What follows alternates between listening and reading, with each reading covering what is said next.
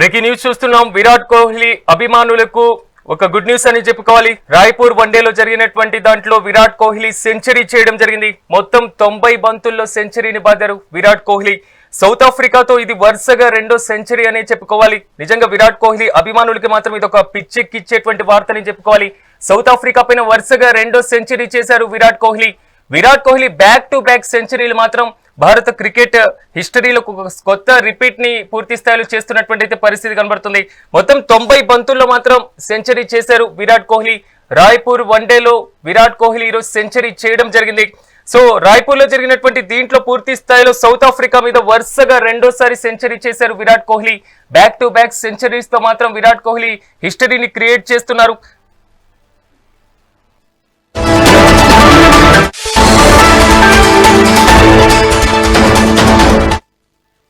Breaking news చూస్తున్నాం. Virat Kohli century చేయడం జరిగింది. మొత్తం 90 బంతుల్లో విరాట్ కోహ్లీ సెంచరీ చేశారు. సౌత్ ఆఫ్రికా పైన వరుసగా రెండో సెంచరీ చేశారు కోహ్లీ.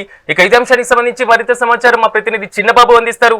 చిన్నబాబు చెప్పండి, రాయ్పూర్ వన్డేలో సెంచరీ చేశారు విరాట్ కోహ్లీ. దీనికి సంబంధించిన అప్డేట్స్ ఏంటి, పూర్తి డీటెయిల్స్ ఏంటి?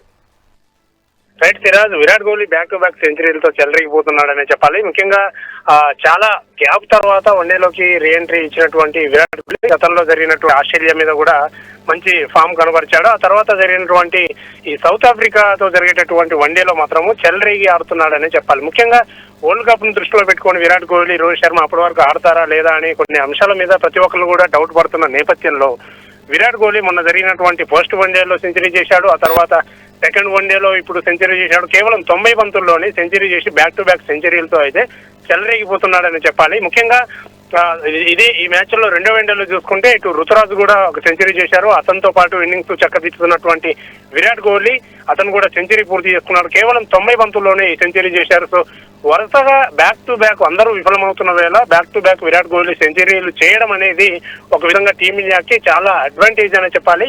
సో ఈ సెంచరీలతో మళ్ళీ నేను ఫామ్ లోకి వచ్చాను అని చెప్పేసి నోటితో కాకుండా బ్యాట్ తో మాత్రమే ప్రతి ఒక్కరికి కూడా అతని పైన విమర్శలు చేసే ప్రతి ఒక్కరికి కూడా సమాధానాలు చెప్తున్నటువంటి పరిస్థితి మనకైతే కనిపిస్తుందనే చెప్పాలి. ముఖ్యంగా గంభీరు ఇటు విరాట్ కోహ్లీ, రోహిత్ శర్మ మీద వివక్షత చూపిస్తున్నాడు, వాళ్ళని వరల్డ్ కప్ ఆడనివ్వరు అనే కొన్ని విమర్శలు అయితే వస్తున్న నేపథ్యంలో విరాట్ కోహ్లీ బ్యాట్తోనైతే సమాధానం చెప్తున్నాడు. తప్పకుండా వరల్డ్ కప్ పోటీలో నేనున్నాను, వరల్డ్ కప్ లో కూడా ఆడతాను అని చెప్పేసి తన బ్యాట్ టు బ్యాక్ సెంచరీలతో అయితే ఒక ఆన్సర్ ఇచ్చాడనే చెప్పుకోవచ్చు సిరాజ్.